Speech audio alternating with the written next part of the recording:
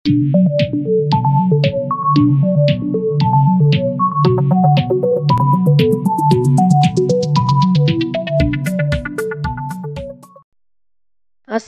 আলাইকুম, সবাইকে স্বাগতম জানাচ্ছি আজকের ভিডিও দেখার জন্য।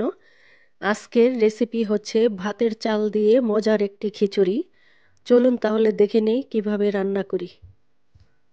আমি এখানে পরিমাণ মতো কিছু তেল নিয়েছি, পেঁয়াজ কুচি, তেজপাতা, আস্ত জিরা আর মেথি, এগুলোকে একটু ভেজে নিব। এখানে আমি হলুদ, মরিচ, ধনিয়া, জিরা আর গরম মশলা গুঁড়া নিয়েছি, সব 1 চা চামচ করে। এখানে নিয়েছি আমি 2.5 কাপ ভাতের চাল। আপনারা বাসমতি, চিনি গুঁড়া যে কোনো চাল দিয়ে করতে পারেন। আমি ভাতের চাল দিয়ে আজকে খিচুড়িটা রান্না করব। ভালোভাবে পরিষ্কার করে ধুয়ে নিয়েছি। আমি এখানে 1/2 কাপ মসুরির ডাল আর 1/2 কাপ মুগ ডাল নিয়েছি।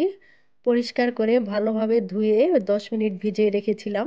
এতে করে রান্নাটা তাড়াতাড়ি হবে আর সিদ্ধ হয়ে যাবে। লবণ দিয়ে দিচ্ছি স্বাদ মতো। পেঁয়াজটাও একটু ভাজা হয়ে গিয়েছে। এখন দিয়ে দিচ্ছি 1 টেবিল চামচ পরিমাণ আদা রসুন বাটা, আর দিয়ে দিচ্ছি গুঁড়া মশলাগুলো। গরম মশলা আপনারা দারচিনি, লং, এলাচি দিতে পারেন। আমি গুঁড়াটা দিচ্ছি, এতে করে পরে আর বেছে তোলা লাগে না। মশলাটাকে একটু ভালোভাবে কষিয়ে নিচ্ছি। দিয়ে দিব একটি টমেটো কুচি। টমেটো না দিতে চাইলে আপনারা এখানে 1 টেবিল চামচ টমেটো কেচাপ দিতে পারেন, টমেটো সস। টুনা ফিশের 2টি ক্যান ইউজ করব, একটি দিয়ে দিচ্ছি এখন, আরেকটা দিব শেষের দিকে।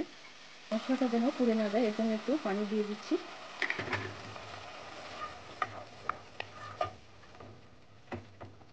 এখন ভালোভাবে কষানো হলে পরে চাল ডাল দিয়ে দিব। এখানে আমি পানি ফুটতে দিয়েছি।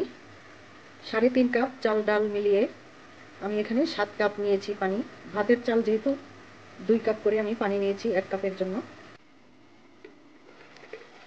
ডাল সিদ্ধ হতে একটু সময় লাগে, এর জন্য আমি এখন দিয়ে দিচ্ছি মসুরির ডাল আর মুগ ডাল। তা দিয়ে আমি একটু ভালোভাবে কষিয়ে নেব।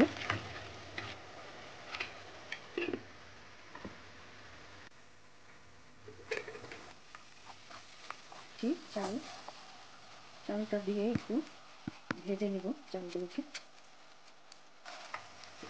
উল্টিয়ে পাল্টিয়ে ভালোভাবে মিশিয়ে নেব মশলার সাথে চাল ডাল। চালগুলো ভালোভাবে ভাজা হয়ে গিয়েছে। এখন আমি দিয়ে দিচ্ছি ফুটন্ত গরম পানি। ভাতের চাল সিদ্ধ হতে একটু সময় লাগে, এর জন্য আমি 1 কাপে 2 কাপ পানি দিয়েছি। আর বাসমতি চাল দিয়ে রান্না করলে আমি 1 কাপে 1.5 কাপ পানি দিই। চালের সাথে পানির পরিমাণটা ঠিক মতো হলে সেই পোলাও বা খিচুড়ি সেটা ভালো হয়, খুব সুন্দর ঝরঝরে হয়। আর একটু লবণ দিয়ে দিচ্ছি।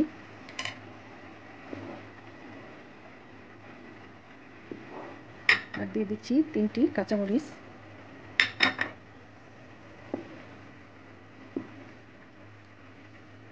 এখন 15 মিনিটের জন্য ঢেকে রাখছি। লো হিটে রাখবো 15 মিনিট। 15 মিনিট পর ফিরে এলাম। এখন দিয়ে দিচ্ছি আরেকটি টুনা ফিশের ক্যান। শেষের দিকে দিচ্ছি, মাছের ফ্লেভারটা বেশি হবে। এই পর্যায়ে দিয়ে দিচ্ছি 1 টেবিল চামচ ঘরে বানানো ঘি।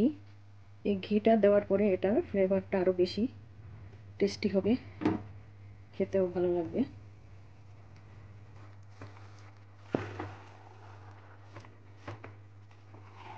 আপনারা চাইলে এখানে ধনিয়া পাতাও ইউজ করতে পারেন। আরও কিছুক্ষণ আমি ঢেকে রাখছি।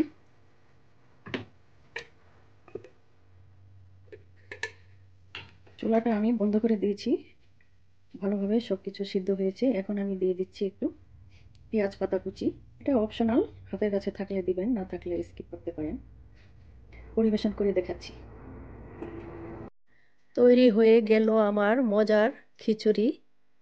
আপনাদের হাতের কাছে টুনা ফিশের ক্যান না থাকলে যে কোনো বড় মাছের কাটা বেছে এইভাবে রান্না করতে পারেন। খিচুড়িটা গরম গরম খেতে খুবই মজা হয়েছিল। আপনারা এভাবে ট্রাই করে খেয়ে দেখবেন।